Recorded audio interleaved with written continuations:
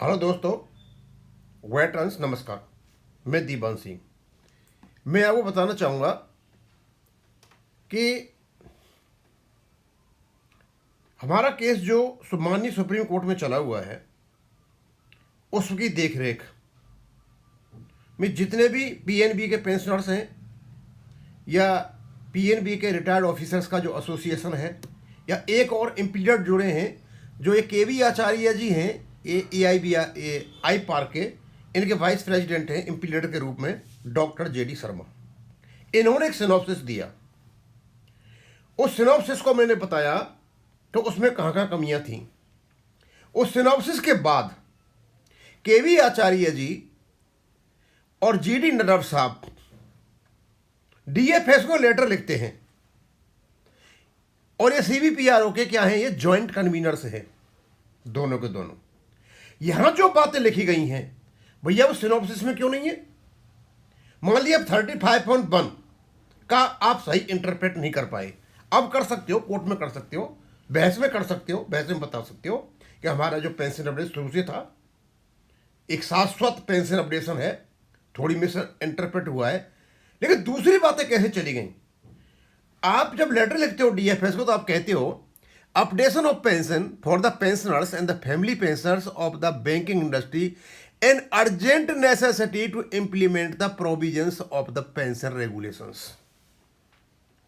यहां आप pension regulation की बात करते हो, लेकिन आप अपने सिनॉप्सिस में एक कहानी गाते हो कि आईबीए ने ये तीर मारे, आईबीए ने ये तीर मारे, आईबीए ने ये तीर मारे, फिर सेंट्रल गवर्नमेंट का कोई आप कैलकुलेशन लेकर के आ जाते हो, फिर कोई आप आरबीआई का कुछ लेकर के आ जाते हो। भैया ये क्या चक्कर है? ये क्या इतने कंफ्यूज हो आप लोग? जब आप लेटर लिख रहे हो डीएफएस को, कुछ लिख रहे हो, एक चीज वहां होनी चाहिए थी, लेकिन वहां दूसरी कहानी गा रहे हो सुप्रीम कोर्ट में। किसको बचाव कर रहे हो आप? आपने तो बहुत अच्छा, आप पेंशन रेगुलेशन की बात कर रहे हो।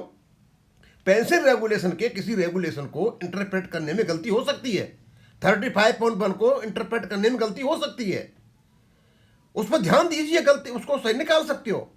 आपने किया। उसके बाद जो ये आरबीआई, नाबार्ड और insurance company, public sector insurance company का जो ये जनरल इंश्योरेंस कंपनी का जो पे रिवीजन हुआ और अपडेशन हुआ पेंशन का, उसकी आपने यहाँ बहुत अच्छी तरह ठीक ठाक कह दी, सही है भाई, उनका हुआ था, हमारा होना चाहिए, यहाँ तक आपने ये कर दिया।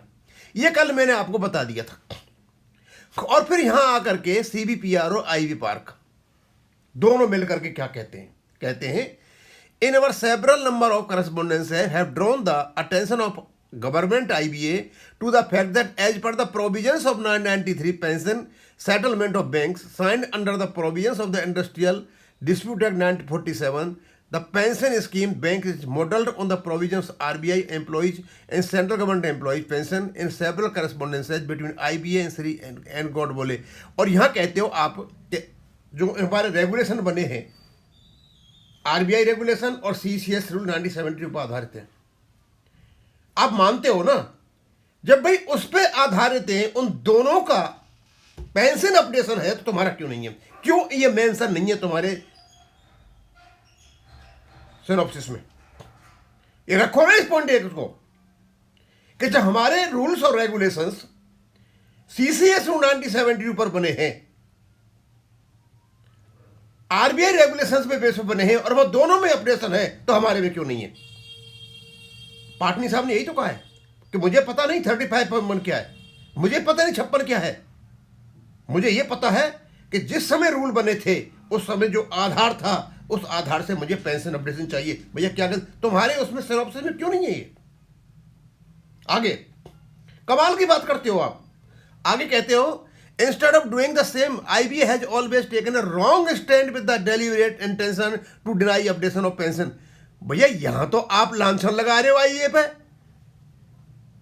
और आईबीए का जो फॉल्स एफिडेविट है उसके बारे में वर्ड भी नहीं बोलते हो आप।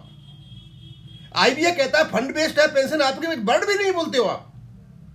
आईबीए कहता है there is no pension updation in the revenue, एक वर्ड भी नहीं बोलते हो आप, और यहां बोल रहे हो।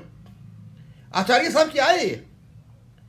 क्या डबल स्टैंडर्ड होने? क्या आप लोग कंफ्यूज हो? यहां आप कुछ कहते हो, सुप्रीम कोर्ट में दिए गए आपके ही बनाए हुए एफिडेविट में आप कुछ कहते हो कि ऐसे कैसे लड़ोगे आप आगे। They have been also oblivious to the existence of regulation 56। आप 56 की वहां तो बात भी नहीं करते हो,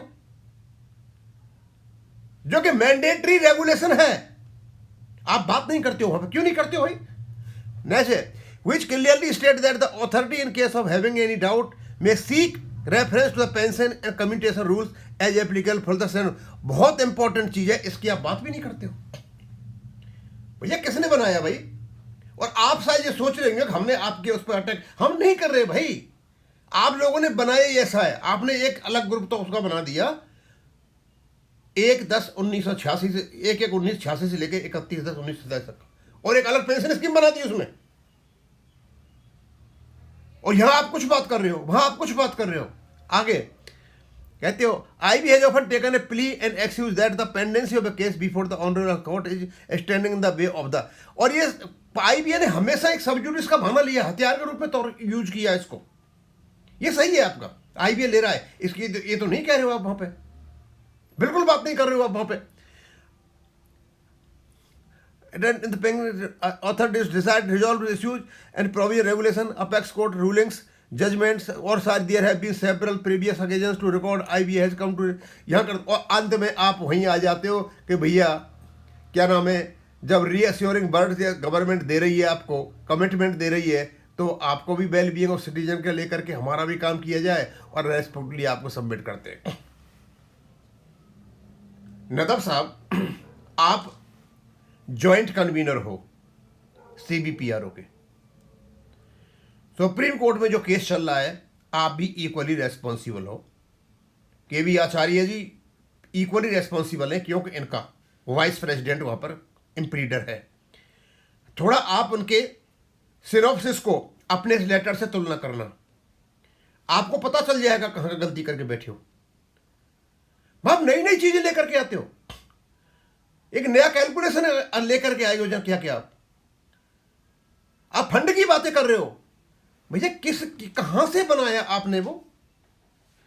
जब आप तुलना करोगे दोनों का, आपका स्टैंड जिस लेटर में है, इसमें एक ही चीज दिखाई दी मुझे, केबल और केबल, कि आपने जो 35 का जो इंटरप्रिटेशन किया वो गलत हुआ है, शुरू से ही गलत किया है हमने। आपने भी गलत किया, हम भी गलत समझते थे, अब बात समझ में आई हमारे कि एक्चुअली उसका इंटरप्रिटेशन क्या है, बस वो गलत हो सकता है, इसके अलावा उसमें गलती भरी पड़ी हुई है। जब आप इतना बढ़िया लेटर लिख रहे हो तो वहां कैसे गलती हो गई? आप IB के खिलाफ एक वर्ड भी नहीं बोलते हो, जबकि सारा मेन कल्प्रिट IB है। IB के झूठे एफिडेविट को क्यों आप छिपाना चाहते हो?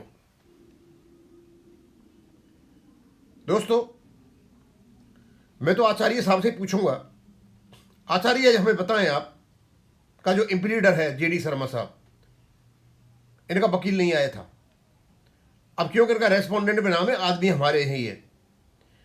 ये क्यों गलत प्रचारित किया गया था? रेस्पोंडेंट का वकील नहीं आया, रेस्पोंडेंट का वकील नहीं आया था, वकील आपका नहीं आया था, क्योंकि आपका नाम रेस्पोंडेंट साइड में जुड़ा हुआ था, सरकारी वकील कोई एब्सेंट नहीं था, और आपने गलत प्रचार किया था।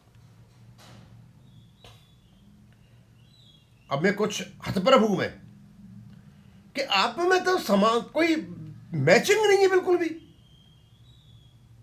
यहां आप सब कुछ ठीक लिखते हो, या IBA पर भी अटैक करते हो, सारी बातें बताते हो, वहां एक वर्ड भी नहीं निकलता है आपका। या 56 की बातें करते हो, वो 56 के बारे में मेन करना चाहिए था, एक बात भी नहीं निकलती आपकी, बहुत सारी बातें कहने को।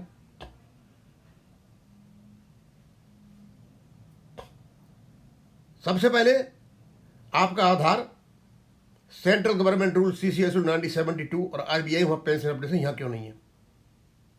हमारा सशक्त रेगुलेशन है, उसको लागू कीजिए, आपने लागू करके उसको बंद क्यों किया? तीसरी बात, कोई भी बात उठती है तो आपके पास सशक्त प्रमाण है कहां इनकी शुरू से इंटेंशन थी, उस इंटेंशन के चलते ही ये इस रेगुलेशन को लेकर के आए थे। बहुत सारी चीजें, लेकिन एक भी नहीं कही गई है वहां पे। फिर बहस क्या करोगे आप? मुझे नहीं समझा क्या बहस करोगे। अब मैं ज्यादा नहीं खींचता, यहीं करूंगा, समझने वाले बहुत कुछ समझ गए होंगे। आप टोटली कंफ्यूज्ड हो, और मुझे नहीं समझ में आ रहा कि उसको किसी वकील ने तो नहीं बनाया है। ओवर एंथुजियास्टिक कंफ्यूज किसी पर्सनैलिटी ने बनाया है, वकील ने के दस्तखत किए हैं, या फिर वकील को सही चीजें बताई नहीं गई हैं, या वकील ने अध्ययन ही नहीं किया है रेगुलेशन का। रेगुलेशन को टच ही नहीं कर रहे हो वहां पे, और यहां आप रेगुलेशन की बात कर रहे हो। अब मैं इसको यहीं खत्म करूंगा। थैंक यू, धन्यवाद।